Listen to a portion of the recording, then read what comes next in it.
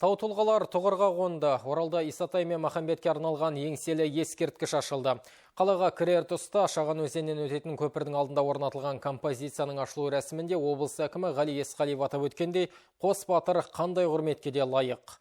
Ақын Ақұштап Бақтыгереева рухымызды көтеретін киелі орын деп баға бергені жиналған жұртшылықтың жүрегін тебірентті. Ұлттық рухты үстем еткен іс-шара туралы әріптесім Лұқпан Елеудің бейнематериалында. Халқының азаттығын аңсаған Ересітай мен өршіл ақын Махамбеттің арманын сезіну бүгінгі ұрпаққа бұйырды. Тәуелсіз елдің еңсесі биік, рухы мықты болуы осы бабаларымыздың мақсаты болатын. Мемлекет басшысы Қасым-Жомарт Тоқаев жуырда өткізілген Ұлытау 2019 халықаралық туристік форумында тарихтың, тарихи тұлғалардың қадір қасиетін бағалай білу баршамыздың ортақ парызымыз деген болатын. Ескерткіштің ашылу рәсіміне арнайы қатысқан облыс әкімі Ғали Есқалиев қос батырдың қандай құрметке де лайық екендігін атап өтті. Темірден жонылып, тастан қашалып жасалған мына ескерткіш көпшіліктің, соның ішінде жас ұрпақтың рухын оятатын, ұлы мұраттарға жетелейтін, отаншылдыққа, ел жандылыққа үндейді. Бұл жер қастерлі, қасиетті орынға айналары хақ. Қазақтың мақтанышы, тарихта есімдері алтын әріппен жазылып қалған Исатай мен Махамбет туған жерге, ұлтқа қызмет етудің үлесін көрсетті. Өр ақынның Еділ мен Жайық бойына ел қондырып, мал толтыруды аңсағаны өткен заманнан мәлім. Сол егемендіктің елесі қазір болғанын бүгінгі ұрпақ көрді. Өткенін білмей, келешегін болжау қиын екендігін ескерген жас ұрпақ алдағы күндерге үміт артары анық. Халқы үшін туған ұлыларын ұмытпай, қадір тұту парыз дейді ақын Ақұштап Бақтыгереева. Бұл тұрған тас мүсін емес, бұл аруақ. Намыстарын қалғыған кезде осы жерге келіп сыйыныңыздар. Жандарын қиналған кезде осы жерге келіп құлдық ұрыңыздар. Қате жіберсеңдер ұлыңда, қызыңда кешірім сұраңыздар бабадан.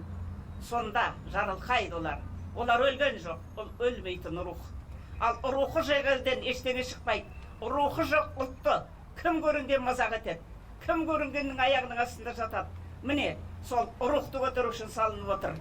Ескерткішті орнату жоспары өткен жылдың басында қолға алынып, Нұр-Сұлтан қаласының мүсіншілері Серік Рүстембеков, Ринат Әбенов және Ербол Зиябековтер авторлар болып танылды.